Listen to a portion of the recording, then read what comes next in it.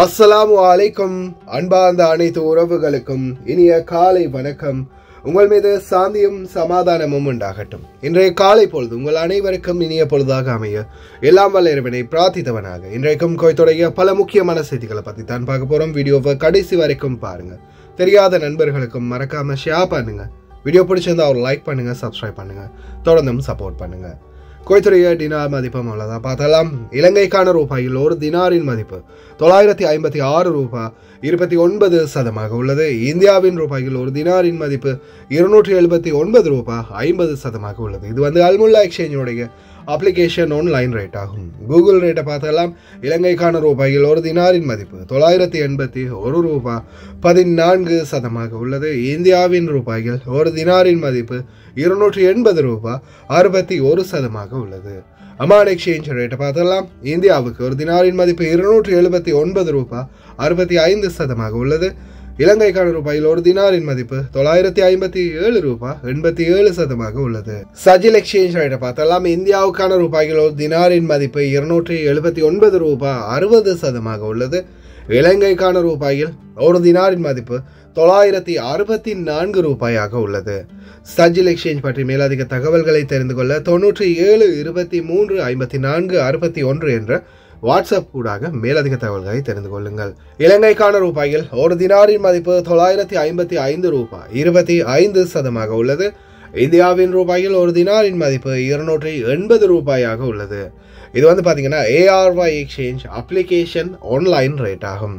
அதே போல KBE exchange இந்தியாவுக்கு ஒரு தினாரின் மதிப்பு 279 ரூபாய் 40%, இலங்கைக்கு 956 ரூபாய் 30% உள்ளது. அதே போல UAE எக்ஸ்சேஞ்சை பற்றியும் தொடர்ந்துமே உங்களுக்கு தெரிய தராது. நீங்க மற்ற எக்ஸ்சேஞ்சுகளையும் விட இந்த எக்ஸ்சேஞ்சில் அதிகமாக பணம் அனுப்புனீங்கன்னா 1 ரூபாய் சரி 2 ரூபாய் சரி உங்களுக்கு அதிகமான ரேட்டு கிடைக்கும். இது இன்டர்நெட்டில் உங்களுக்கே தெரியும். ஆரம்ப காலங்களில் 100 தினாருக்கு மேலே பணம் அனுப்பும் போது ரேட்டு எல்லா எக்ஸ்சேஞ்சுகள்லையுமே ரொம்ப கம்மியாக தான் கொடுத்தாங்க. ஆனால் அந்த நேரத்திலையும் அதிகமாக ரேட் அதிகமாக பணம் அனுப்பினா அதிகமான ரேட்டு கொடுத்தது UAE எக்ஸ்சேஞ்ச் மட்டும்தான். அதில் முடிந்த வரைக்கும் UAE எக்ஸ்சேஞ்சையும் மறக்காமல் ட்ரை பண்ணுங்கள். கோயத்துடைய பல எக்ஸ்சேஞ்சுகள்லையுமே அக்கௌண்ட் நம்பரை மறைச்சிடுறாங்க. இதை பற்றியும் உங்களுக்கு தொடர்ந்துமே தெரிய தாருது. நீங்கள் ஏதாவது ஒரு புதிய எக்ஸ்சேஞ்சுக்கு பழைய பற்றி சீட்டோட போகிறீங்களா இருந்தால் நிச்சயமாக அதில் அக்கௌண்ட் நம்பர் இருக்கா அப்படின்றத செக் பண்ணிக்கோங்க. அப்படி இல்லாத பட்சத்தில் எழுதிட்டு போனாலும் பிழை இல்லாத அக்கௌண்ட் நம்பர் எழுதிட்டு போங்க. ஏதாவது ஒரு நம்பர் பிழைத்தாலும் கூட உங்களுடைய பணம் நாட்டுக்கு போய் சேராது. அந்த பணத்தை திரும்ப பெறணுமா இருந்தாலும் ரொம்ப நாட்களாகும், மறுபடியும் கட்டணம் செலுத்த வரும். அதே போல் எக்ஸ்சேஞ்சுகளில் பணம் அனுப்பி முடித்ததும் மறக்காமல் பற்றி சீட்டை செக் பண்ணி பாருங்கள். எல்லா டீட்டெயில்ஸும் சரியாக இருக்கான்னு. ஏன்னா சில நேரங்களில் எக்ஸ்சேஞ்சில் வேலை பார்க்குறவங்களே பிழை விட்டுருவாங்க. அதனால் அக்கௌண்ட் நம்பர் அவங்க சொன்ன அதே ரேட் ஃபுல்லாகவே இன்க்ளூட் ஆகிருக்கான்றதையும் செக் பண்ணிக்கோங்க. யுனைடெட் கல்ஃப் எக்ஸ்சேஞ்ச் கார்பரேஷன் இந்தியாவுக்கு பணம் அனுப்ப 750 ஃபில்ஸும் இலங்கை பணம் அனுப்ப ஒரு தினாரும் கட்டணமாக அறவிடுறாங்க. அல்சாமில் எக்ஸ்சேஞ்ச் கார்பரேஷன் ஒரு தினார் மட்டுமே கட்டணமாக அறவிடுறாங்க. UJ எக்ஸ்சேஞ்ச் கார்பரேஷன் ஒரு தினார் மட்டுமே கட்டணமாக அறவிடுறாங்க. Kuwait Asian international exchange 750 fils மற்றும் ஒரு தினார் போன்ற கட்டணங்களும் அறவிடுறாங்க. குவைட்ல அல்நாதா, ARY, அமான் எக்ஸ்சேஞ்ச், UJ, அல்சாமில், Ansari exchange, Lulu exchange, Joyalukkas, KBE, UAE, Oman exchange, Bahrain exchange, BEC, world estate exchange, சஜில் எக்ஸ்சேஞ்ச், மலிக் எக்ஸ்சேஞ்ச், இன்டர்நேஷனல் எக்ஸ்சேஞ்ச், அல் சபா எக்ஸ்சேஞ்ச், இது போன்ற இன்னும் பல எக்ஸ்சேஞ்சுகள் இருக்குது. ஒவ்வொரு எக்ஸ்சேஞ்சுகளையும் ஒவ்வொரு விதமான கட்டணங்கள் இருக்குது. அதுலேயும் குறிப்பாக ARY எக்ஸ்சேஞ்சை பொறுத்தவரையில் 900 ஃபீல்ஸ் மட்டுமே தான் இதுவரையிலையும் கட்டணமாக அறவிடுறாங்க. அதே போல் சஜில் எக்ஸ்சேஞ்ச், மலிக் எக்ஸ்சேஞ்ச், அல்சாமில் இந்த போன்ற எக்ஸ்சேஞ்சுகளில் ஒரு தினார் மட்டுமே தான் கட்டணமாக அறவிடுறாங்க. இந்த சூழலில் பார்த்தீங்கன்னா நீங்கள் சாதாரணமாக ARY எக்ஸ்சேஞ்சில் பணம் அனுப்புனீங்கன்னா உங்களுக்கு 350 ஃபீல்ஸ் மற்ற எக்ஸ்சேஞ்சுகளை விட கட்டணம் கம்மியாக இருக்கும். அதே போல் சஜில், மலிக், அல்சாமில் இது போன்ற எக்ஸ்சேஞ்சுகள் அனுப்பினீங்கன்னா 250 ஃபீல்ஸ் மற்ற எக்ஸ்சேஞ்சுகளுடைய கட்டணத்தை விட கம்மியாக இருக்கும். ஏன்னா இப்போ அதிகமான எக்ஸ்சேஞ்சுகளில் 1.25 தினார் தான், ஒரு தினார் 250 ஃபில்ஸ் தான் கட்டணமாக அறவிடுறாங்க. அந்த வகையில் இந்த எக்ஸ்சேஞ்சுகள் அனுப்பினா உங்களுக்கு அதுலேயும் ஒரு சிறிய ஒரு லாபம் கிடைக்கும். அதே மாதிரி நீங்கள் கஷ்டப்பட்டு சம்பாதிக்கக்கூடிய உங்களுடைய பணத்தை நல்ல எக்ஸ்சேஞ்சுகள் மூலம் அனுப்புங்க. எதில் அதிகமாக கொடுக்குறாங்கன்னு மறக்காமல் கமெண்டில் தெரியப்படுங்க. மற்றவங்களுக்கும் தெரிகிற மாதிரி இருக்கும். அதே போல் பணிப்பெண்களுக்கும் இந்த வாய்ப்பு மறக்காமல் பெற்றுக் கொடுங்க ஓட்டுநர்களே. குவைத்துடைய தங்க விலையை பார்த்தரலாம். 1 கிராம் 18 கேரட் தங்கத்தின் விலை 21 தினார் 12 ஃபில்ஸ். 1 கிராம் 21 கேரட் தங்கத்தின் விலை 24 தினார் 514 ஃபில்ஸ். 1 கிராம் 22 கேரட் தங்கத்தின் விலை 25 தினார் 600 91 ஃபில்ஸ். 1 கிராம் 24 கரட் தூய தங்கத்தின் விலை 28 தினார் 16 ஃபில்ஸ். குவைத்திலே தங்க விலை மறுபடியும் உச்சத்தை தொடுகின்றது. ஆபத்து சூழ்ந்துள்ளது. இனி வரும் நாட்களில் தான் நீங்கள் ரொம்ப கவனமாக இருக்கணும். அடுத்த கட்ட எச்சரிக்கை பூச்சியல் நிபுணர் டாக்டர் ஜினான் ஹர்பியின் எச்சரிக்கை. இதோ யாஹல கிரவுட் மறுபடியும் ஆரம்பித்தது. ஓட்டுநர்களை, இதுதான் கடைசி வாய்ப்பு. இதன் பிறகாவது நீங்கள் வயலேஷன்ஸை தவிர்க்கணும். இல்லாத பட்சத்தில் 300 தினார் கன்ஃபார்ம். சுற்றுச்சூழல் அதிகார சபை தொடர்ந்துமே பல பகுதிகளிலையும் குற்றப்புலனாய்வு துறைகளை மாதிரி சிஐடியை நிறுவியிருக்கிறாங்க. வாகன ஓட்டுநர்கள் வாகனம் கழுவுறதும் கவனம். அதே மாதிரி சில இடங்களில் சிகரெட் தவிர்க்கப்பட்டிருக்குது. நேற்றைய தினம் ஒரு சகோதரருக்கு ஏர்போர்ட்டில் வச்சு ஏர்போர்ட் பார்க்கிங்கில் சிகரெட் பிடிச்சதுக்கு பேப்பர். பார்க்கலாம் அனைத்து தகவல்களையும் வானிலை ஆய்வாளர் பெதரல் அமீரா. எதிர்வரும் நாட்கள் இது பார்த்தீங்கன்னா scorpion season, scorpion raining season அப்படின்னு சொல்கிறாங்க. மழைக்குரிய சீசன் மாதிரியே இனி வரும் காலங்களில் தேள்களுடைய ஆதிக்கமும் ரொம்ப அதிகரிக்கும். பாலைவனத்திலேருந்து இப்போ நிறைய பேர் பேக்கப் பண்ணுறதுக்கு ரெடி ஆகுவாங்க இல்லையா? அப்படி பொருட்களை நீங்கள் இருக்கக்கூடிய பொருட்களை சேர்த்து நீங்கள் வண்டியில் ஏற்றுறதுக்கு ரெடி ஆகும்போது பாம்புகள் தேள்கள்கிட்ட இருந்தும் ரொம்ப கவனமாக இருங்க. ஏன்னா உங்களுக்கே தெரியும், இப்போ நிறைய பொருட்களை கொண்டு போய் இப்போ இந்த கூடாரங்களை அடித்து நிறைய பொருட்கள்லாம் அங்கே வச்சுருப்பீங்க. இப்போ அதெல்லாம் திருப்பி ரிமூவ் பண்ணணும். அந்த பொருட்கள் இருக்கக்கூடிய இடத்துகளில் அந்த சூட்டுக்கு இந்த தேள்கள் பாம்புகள் எல்லாம் போய் தஞ்சம் புகுந்து இருக்கும். திருப்பி அந்த பொருட்களை வெளியில் எடுக்கும் போதும் தயவு செய்து ரொம்ப கவனமாக இருங்க. وهو الموسم الأخير من مواسم الشتاء. أوله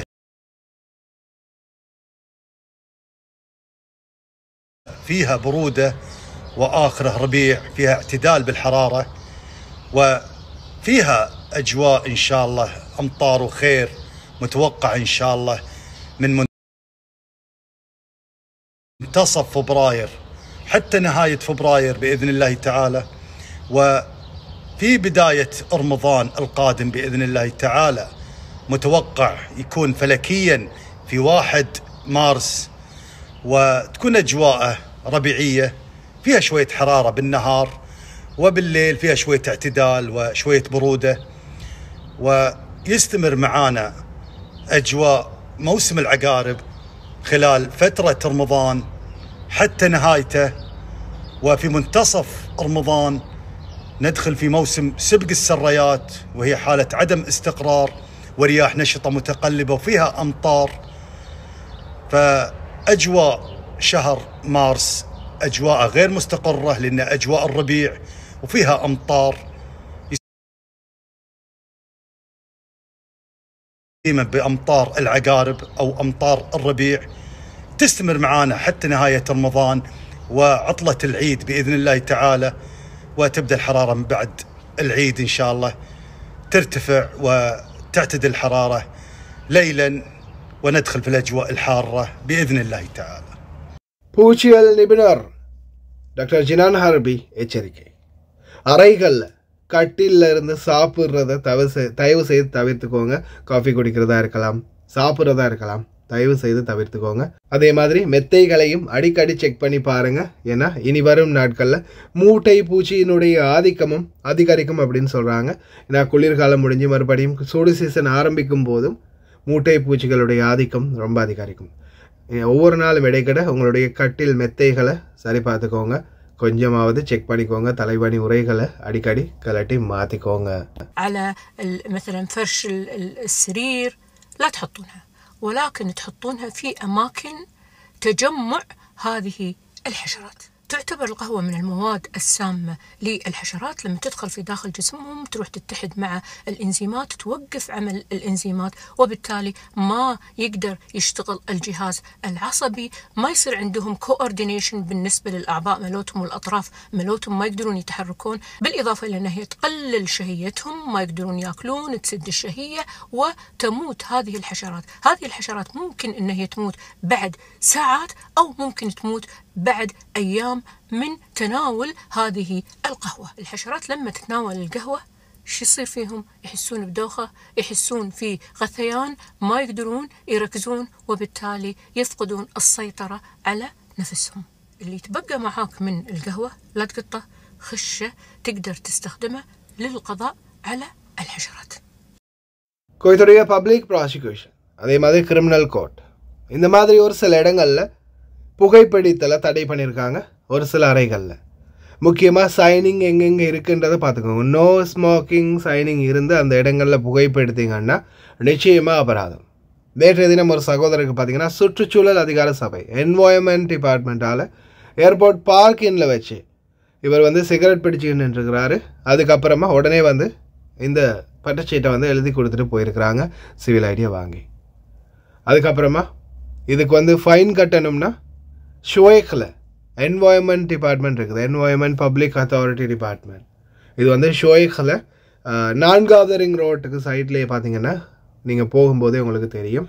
ப்ளம்பிங் ஐட்டங்கள், அதாவது பாத்ரூம் டெப் பைப் ஐட்டங்கள் இருக்கு இல்லையா, அந்த கடைகள் இருக்கக்கூடிய லைனில் தான் இருக்குது இந்த என்வாயன்மெண்ட் பப்ளிக் அத்தாரிட்டி டிபார்ட்மெண்ட்.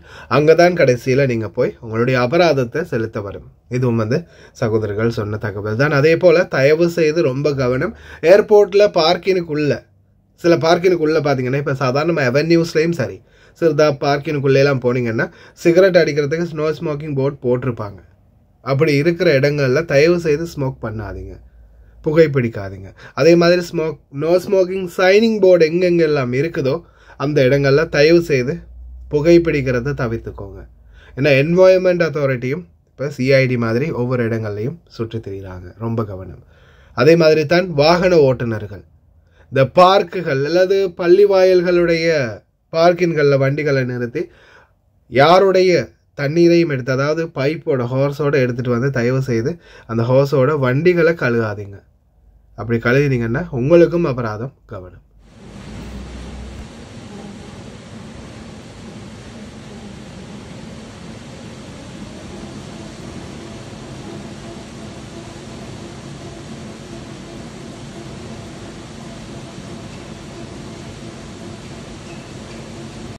ஓட்டுநர்களே, நாட்டுக்கு பணம் அனுப்பணுமா வேணாமா? சம்பாதிக்கிற பணத்தை பாதுகாப்பாக பக்குவமாக நாட்டுக்கு அனுப்பி வைக்கிறதா இருந்தால் இனி வரும் காலம் கையில் ஃபோனை மட்டும் எடுத்துடாதீங்க. வண்டி ஓட்டும் போது 75 தினார் முக்காலஃபா ஒரு கேமராக்கு, அதாவது சிங்கிள் கேப்சருக்கு. ஒரு ரோட்டில் இருக்கக்கூடிய ஒரு கேமராவில் உங்களுக்கு ஒரு மொபைல் ஃபோனோட பட்டுருந்துச்சுன்னா 75 தினார். அடுத்த கேமராவில் பட்டால் அடுத்த 75 ப்ளஸ் ப்ளஸ் ப்ளஸ் ப்ளஸ் அப்படியோ கூட்டிக்கிட்டே போகும். 10 கேமரா அடிச்சிட்டிங்கன்னா 750 தினார். சரி, அது மட்டும்தான் பார்த்தா இல்லை, சீரியஸ் வயலேஷன்ஸ், அதாவது நீங்கள் மொபைல் ஃபோன் பாவிச்சிட்டு இருக்கும்போதே விபத்துக்குள்ளாகினதும் கன்ஃபார்ம் ஆகிச்சுன்னா 3 மாதம் குறையாத ஜெயில் தண்டனை. அப்படி இல்லைன்னா 150லேருந்து 300 தினார் வரைக்கும் அபராதம் செலுத்த வேண்டி வரும். வாகன ஓட்டுநர்களே, தயவு செய்து கவனம். இனிமேலாவது கவனமாக செயல்படுங்க. இல்லை போச்சு, சம்பளத்தை மறந்துடுங்க. சாதாரணமாக 10 கேமரா ஒரு மாதத்துக்குள்ளே அடிச்சிருந்தீங்கன்னா 750 தினார் எங்கே போய் கட்டுறது? இப்போ முன்னாடி வரக்கூடிய கேமராக்கள் எல்லாம் நல்லா பார்த்துக்கோங்க. قواهم الله. شوفوا هذه الكاميرات الجديدة قاعد تركب حاليا. هل هذه مالت سرعة، مالت أمن، مالت مراقبة؟ ما أدري، لكن أول مرة أشوف هذا النوع من الكاميرات يركبونها الحين. هذه من اليرموك صوب طريق المطار. فكل واحد يلبس حزامه ويدير باله ويشد حيله ويرتب اموره.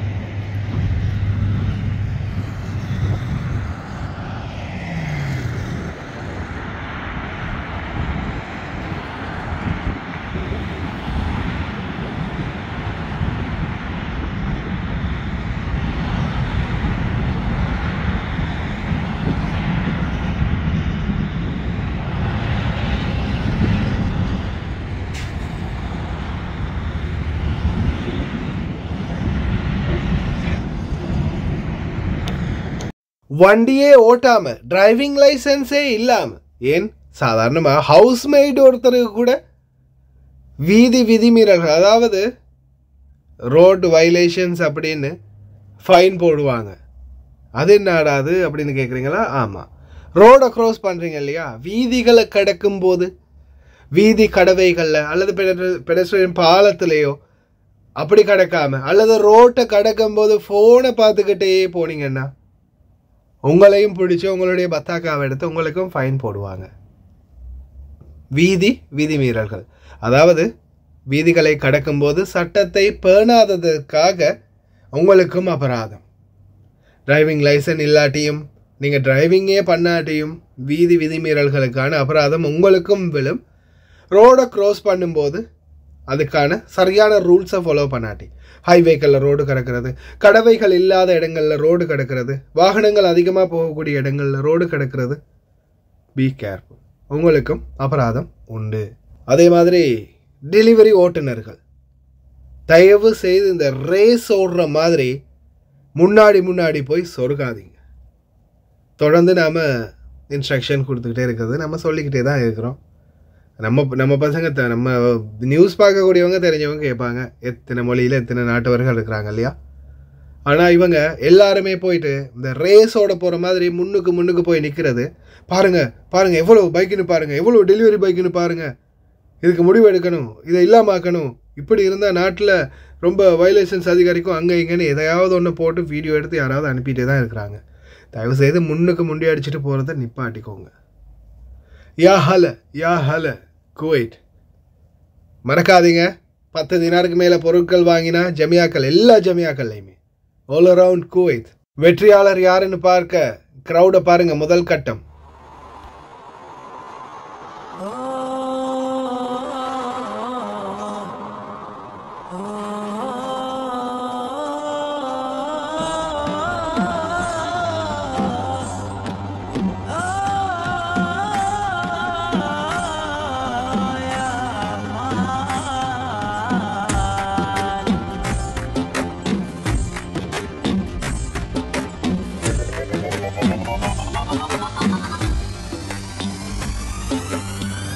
يا هلا.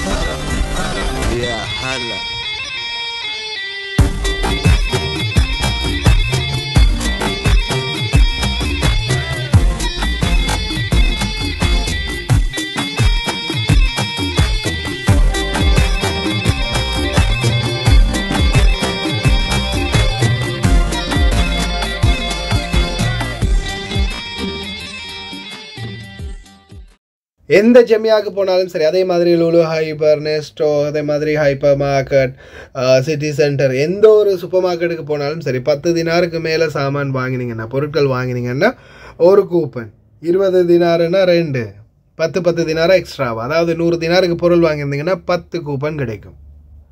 இன்ஷா அல்லாஹ் நம்மளுடைய வெளிநாட்டவர்களுக்கும் அதிகமான வாய்ப்புகள் கிடைக்கட்டும். பிலிப்பீனி ஒருத்தருக்கு கிடைச்சிருக்குது பார்த்தீங்கன்னா ஒரு காரு, அதே மாதிரி மஸ்ரி 2 பேருக்கு கார் கிடைச்சிருக்குது, இந்தியர் ஒருவருக்கும் கார் கிடைச்சிருக்குது நேற்றைய குழுக்கல்ல. இன்ஷா அல்லாஹ் நிறைய வெற்றி வாய்ப்புகள் நம்மளுடைய வெளிநாட்டவர்களுக்கும் கிடைக்கட்டும் அப்படின்னு நானும் பிரார்த்தனை பண்ணுறேன். முடிந்த வரைக்கும் மறக்காமல் நீங்களும் 10 தினாருக்கு மேலே பொருட்கள் வாங்கினீங்கன்னா கூப்பனை நிறைச்சி போட்டுருங்க. பேர், டீட்டெயில்ஸ், டெலிஃபோன் நம்பர் எல்லாமே சரியாக எழுதிக்கோங்க. அதே மாதிரி அதை ஒரு ஃபோட்டோ அடிச்சும் வச்சுக்கோங்க. நேற்று தினமும் பலரும் கமெண்ட் பண்ணியிருந்தாங்க, நாங்களும் வாங்கி எழுதி போட்டிருக்கிறோம் அப்படின்னு. இன்ஷா அல்லாஹ் உங்களுக்கும் அந்த வாய்ப்புகள், வெற்றி வாய்ப்புகள் கிடைக்கட்டும் அப்படின்னு நானும் பிரார்த்தனை பண்ணுறேன். மறக்காமல் ட்ரை பண்ணுங்கள். அதே மாதிரி விதிமீறல்கள் மட்டும் பண்ணிடாதீங்க. இதுக்கு பிறகு தயவு செய்து ரொம்ப கவனமாக இருங்க. ஓட்டுநர்கள், வீதிகளை கடக்கக்கூடியவங்க அனைவருமே. ஓகே ஃப்ரெண்ட்ஸ், கடைசி வரைக்கும் பார்த்து எல்லாருக்குமே ரொம்ப நன்றி. தெரியாத நண்பர்களுக்கு மறக்காமல் ஷேர் பண்ணுங்கள். வீடியோ பிடிச்சிருந்தா ஒரு லைக் பண்ணுங்கள், சப்ஸ்கிரைப் பண்ணுங்கள்.